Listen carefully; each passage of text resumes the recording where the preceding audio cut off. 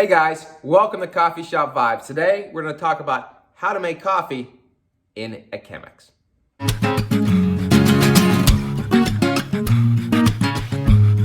Hey guys, I'm Mike and my wife and I founded Ispirare Coffee. And 2.5 years ago at the start of the pandemic, we took an abandoned storefront in our hometown and turned it into the county's first specialty coffee shop. And it continues to grow really every month since then. So very blessed to be able to do this. We love coffee. Anytime we'd be out traveling, we'd always stop at specialty coffee shops, try different things. And if you're like us, I'm sure you love coffee and love stopping in different coffee shops. I do this YouTube channel, YouTube program to help you understand and to help you enhance your specialty coffee shop experience.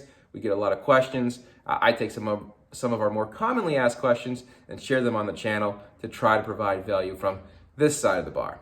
All right, today we're going to talk about how to make coffee in a Chemex. This is probably one of the most popular ways to make coffee in America. And even though we run a coffee shop, we love when people come in to buy coffee. We know that's not always feasible. And this is a great way. This is actually how we make coffee at home on Sundays using a Chemex. We have a Chemex here.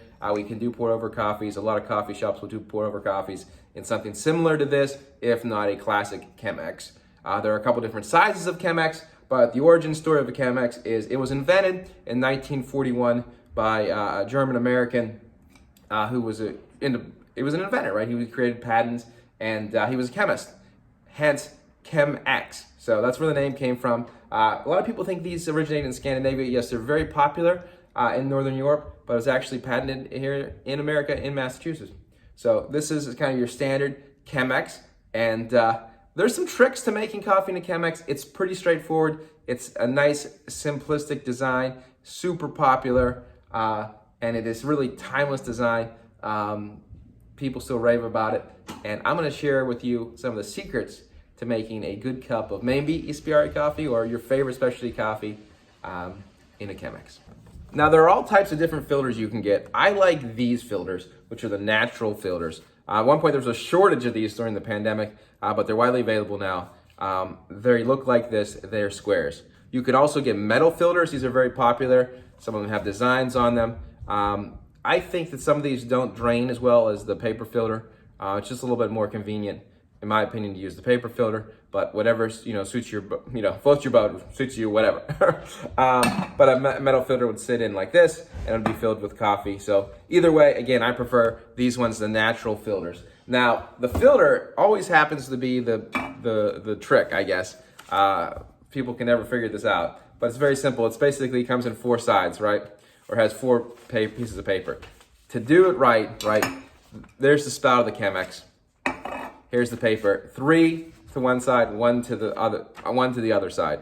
So the side with the 3, the thick side of the filter, needs to go towards the spout. So that is what it should look like. Thick side over here towards the spout, one side over here. It takes a little bit to get used to. Doesn't seem like that would be right, but that's how you're supposed to put the filter in the Chemex. So if you can get that far, you're well on your way to a great cup of specialty coffee.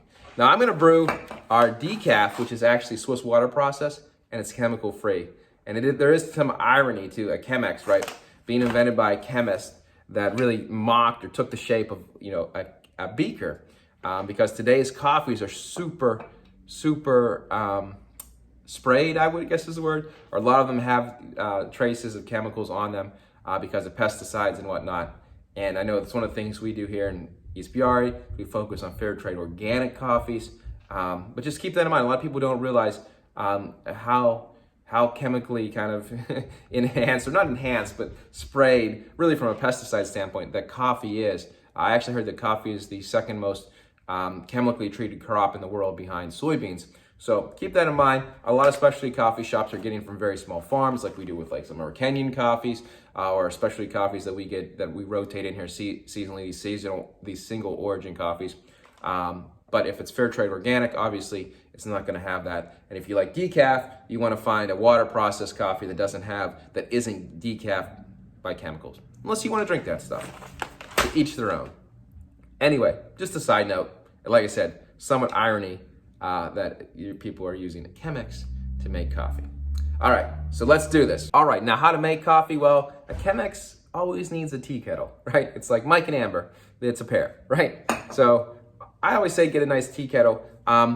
Suggestion, get one with a thermometer on top so you can know how hot or cold or hot your coffee is, right? And this one actually has a range. You want to be between 195 and 205. So that's really where you want to be when it comes to coffee. Only a really, really nerdy coffee guy would say you need to be at this specific temperature. Really, some degrees either way does not matter. You want to be, again, around 200 degrees. That water, that temperature of that water will extract, the heat of that water will extract the coffee flavor out. But again, I find it's really nice to have a kettle with a thermometer on the top. So if you do make a lot of pour overs, trust me, this will come in handy. Once you pour your water on the coffee, you want it to bloom or degas. If it's not blooming, that's probably not hot enough. Finally, some people will use a scale, like this little coffee scale here. Now, I think that's just a little bit overkill. You make your coffee however strong or however light you want to. Grinding can change it a little bit. I'd still try to keep a pretty consistent grind towards the middle of your grinder and add more or less coffee. I think that's really how I would say. I think doing the scale is just a little bit over the top unless you're a true coffee nerd. We don't even do that in our specialty coffee house. Occasionally we might do it for a shot of espresso, use the scale. But really what you want to do, in my opinion, is just play with it a little bit and find out what flavor, find out how much coffee you like to put in to give you kind of the right flavor profile, whether it be bolder or a little lighter. Okay, so the key here is you cannot make coffee really too slow. So you need it to bloom, right, as you get that degas immediately, then wait 30 seconds, and then come back and hit it with your hot water again. And swirl. It is a technique, you do want to swirl it around. That just makes sure all the grounds are going to get covered and hit by the hot water, and it will slowly drip. So to make 2 cups of coffee, it probably should take, about 5 minutes. If you ever see our coffee brewer in the coffee shop, it's a professional brewer, but it actually makes coffee as you would in a Chemex. Douses it with hot water, it lets it bloom, lets it degas a little bit, and then waits a little bit, waits 30 seconds, then hits it with more water, waits, more water, waits, more water. And that process takes about 7.5 minutes. And a Chemex can be, because you're making less coffee, it can be a little quicker. But if it takes you 4 to 5 minutes to make a cup of coffee, that's fine. If it's taking you less than 3 minutes, then you're probably making it too fast, hitting the water too fast. Let it go down, put more water on, let it go down. That, in my opinion, and I think the opinion of many people in the coffee world, will give you a little bit more flavor to it. Have a better, more consistent flavor extraction. Really, the only thing you can do wrong is set your filter wrong. Also, if it's not pouring out a little bit, you can maybe just give it a little wiggle here. Sometimes the filter actually cuts off the air supply. You can either pick it up real quick or just kind of move it. I've seen some people even put chopsticks in there, but that rarely happens. Like I said, that could be one issue that you could have, but it should drain pretty easily for you. It should drip or be a nice little consistent flow. Chemexes also have this. This tells you if you have a 6 cup or an 8 cup, kind of when you reached it, right? This little bubble here on the side. But just makes a great cup of coffee. You just want to make sure it blooms. If it's not blooming, the coffee doesn't bloom, the water probably is not hot enough. That's really the real key. Get your filter set. Make sure you use good coffee, in my opinion, good specialty coffee from your local coffee house.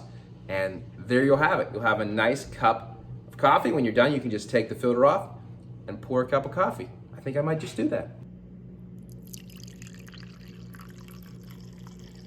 All right, so here we go. That's how you make a cup of coffee with a Chemex. Like I said, it's great to do. You can ask your barista. Some coffees taste better as pour over coffee. Some coffees are made for espresso or cold brew. They can give you a recommendation. But here we go, a nice little smooth cup of coffee. It should be really smooth. Perfect. All right, guys, have any questions, feel free to put them in the comments. Thanks for watching. We'll talk to you soon on another edition of Coffee Shop Vibes.